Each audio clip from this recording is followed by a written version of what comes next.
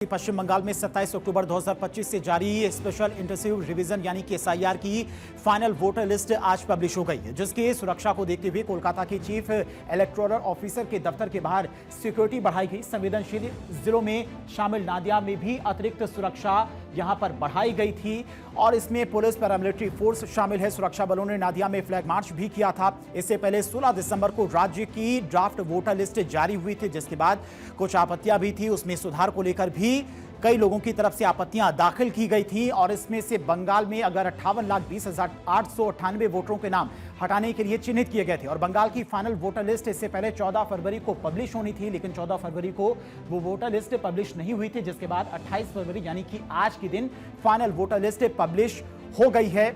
वहीं इस voter list के पब्लिश होने को लेकर पश्चिम बंगाल की chief electoral officer Manoj Kumar Agarwal के मुताबिक क्या कुछ कहा गया इस वोटर लिस्ट के जारी होने के बाद उनकी तरफ से, वो भी आपको बताती हैं। दरअसल उनकी तरफ से लिखा गया कि सोशल इंटेंसिव रिवीजन यानी कि एसआईआर के बाद में फाइनल वोटर लिस्ट पब्लिश हो गई है। उन्होंने बताया कि इस प्रोसेस के बाद में राज्य में वोटर्स की संख्या बढ़कर 7 करोड़ 4 लाख से ज्यादा हो गई। उन्होंने कहा कि रिवीजन प्रोसेस के दौरान 58 लाख से ज्यादा के फॉर्म नहीं मिले, जिनमें भरे हुए, शिफ्ट हुए और डुप्लीकेट वोटर्स के मामले शामिल हैं। अब तक कुल 11 राज्यों और यूटी की फाइनल लिस्ट पब्लिश हो चुकी है।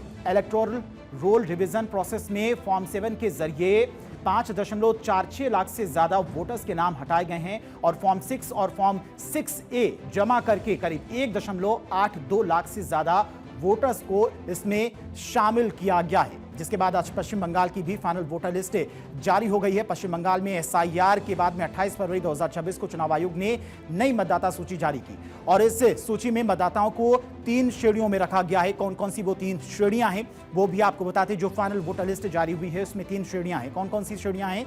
एसीआई की जानकारी के मुताबिक आगामी सूची में जो नाम है वो 3 श्रेणियों में रखे गए हैं। पहला, अप्रूव्ड यानी कि अनुमोदित वोटर्स, यानी कि सारे डॉक्यूमेंटेशन उनके हो चुके हैं। दूसरी लिस्ट है डिलीटेड की, यानी कि जिन लोगों के नाम वोटर लिस्ट से डिलीट किए गए हैं उनके नाम भी इसमें रखे गए हैं। तीसरी है अंडर एडजस्ट्रेशन यानी कि न्यायिक प्रतिवाद और सुनवाई, यानी कि उन लोगों को इस लिस्ट में शामिल करना है या फिर नहीं शामिल करना है, इसको लेकर भी अभी केस चल रहा है, यानी कि बातचीत चल रही है। उनके डॉक्यूमेंट मांगे गए हैं, उसको लेकर भी निष्कर्ष निकाला जा रहा है, जिसके बाद एक फाइनल और वोटर लिस्ट जारी की जाएगी। यानी कि आज अगर बात की जाए तो पश्चिम बंगाल की वोटर लिस्ट जारी हुई जिसमें 7 करोड़ से ज्यादा वोटर्स शामिल किए गए, लेकिन कुछ नाम ऐसे हैं जिनको लेकर अभी भी जो प्रक्रिया है वो आगे बढ़ रही, उनके डॉक्यूमेंट्स हैं या फिर जिनके केस न्यायालय या कोर्ट में हैं, उनको लेकर भी अभी फाइनल लिस्ट आना बाकी है। इन श्रेणियों के मुताबिक मतदाता ये जान सकेंगे कि उनका नाम वोटर लिस्ट में मान्य है या फिर हटाया गया या फिर फैसले के इंतजार में है।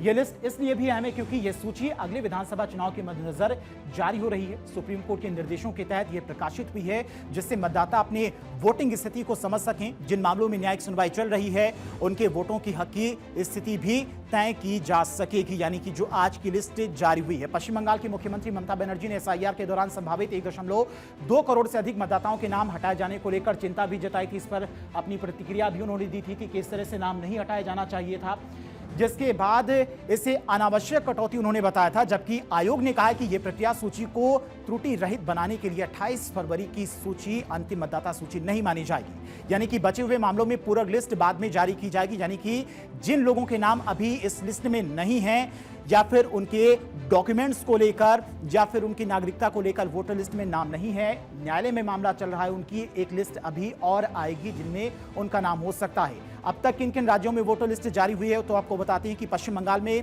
चूंकि आज ही लिस्ट जारी हुई है, एसआईआर से पहले यहां पर कितने वोटर थे, करीब 6 करोड़ 42 लाख 81,039 थे। नाम कितने कटे हैं, करीब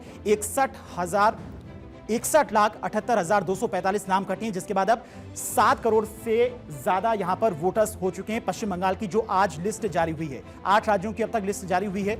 इसके अलावा मध्य प्रदेश की बात करते हैं तो एसआईआर से पहले यहां पर कितने मतदाता थे, अगर बात की जाए तो 5 करोड़ 74 लाख 6,143 मतदाता एसआईआर से पहले थे। नाम कितने कटे हैं, करीब 34 लाख 25,078 नाम कटे हैं, जिसके बाद फाइनल जो वोटर लिस्ट है वो 5 करोड़ 39 लाख 81,065 हो गई है। इसके अलावा अब बात करते हैं राजस्थान की। राजस्थान में एसआईआर से पहले कितने वोटर्स थे? एसआईआर से पहले करीब वोटर्स थे 5,40,56,215। नाम कितने कटे हैं? करीब 31,36,286 नाम कटे हैं, जिसके बाद जो एसआईआर की फाइनल लिस्ट आई है उसमें 5,15,19,929 वोटर्स हो चुके हैं जो कि मतदान करेंगे। छत्तीसगढ़ की बात करते हैं तो छत्तीसगढ़ में भी एसआईआर से पहले करीब 2,12,30,737 वोटर्स थे। नाम कितने कटे हैं? एसआईआर के बाद में 24,99,823 नाम कटे हैं और अब वहां पर वोटर्स बचे हैं 1,87,30,914 वोटर्स बचे हैं जो कि चुनाव में, विधानसभा चुनाव, लोकसभा चुनाव में मतदान करेंगे। केरल की अब बात करते हैं तो केरल में एसआईआर से पहले करीब 2,78,50,855 वोटर्स थे। एसआईआर के बाद में कितने नाम कटे हैं? तो करीब 8,97,211 नाम कटे हैं और एसआईआर के बाद में अब 2,69,53,644 वोटर्स बचे हैं जो कि मतदान करेंगे विधानसभा चुनाव, लोकसभा चुनाव और स्थानीय चुनाव में। इसके अलावा केरल की बात हम कर चुके हैं। केरल में आपको बता चुके हैं कितने वोटर्स के नाम यहां पर कटे हैं। तमिलनाडु की बात करते हैं तो तमिलनाडु में एसआईआर से पहले 6,41,14,587 वोटर्स थे। अब एसआईआर के बाद में नाम कितने कटे हैं? करीब 74,000, सबसे ज्यादा नाम यहीं पर कटे हैं। 74,007,207 नाम कटे हैं। एसआईआर के बाद में अब वोटर्स की संख्या कितनी रह गई? 5,67,07,380 वोटर्स यहां पर रह गए, यानी कि तमिलनाडु में सबसे ज्यादा लोगों के नाम कटे हैं। अब गुजरात की बात करते हैं तो गुजरात में एसआईआर से पहले करीब 5,08,43,436 वोटर्स थे। एसआईआर हुआ तो करीब 68,12,711 नाम कट गए और एसआईआर के बाद में अब बचे हैं 4,40,30,725 वोटर्स अब बचे हैं गुजरात की, अगर ओवरऑल बात करते हैं। इसके अलावा आप पुडुचेरी की बात कर लेते हैं तो पुडुचेरी में एसआईआर से पहले 10,21,578 वोटर्स थे।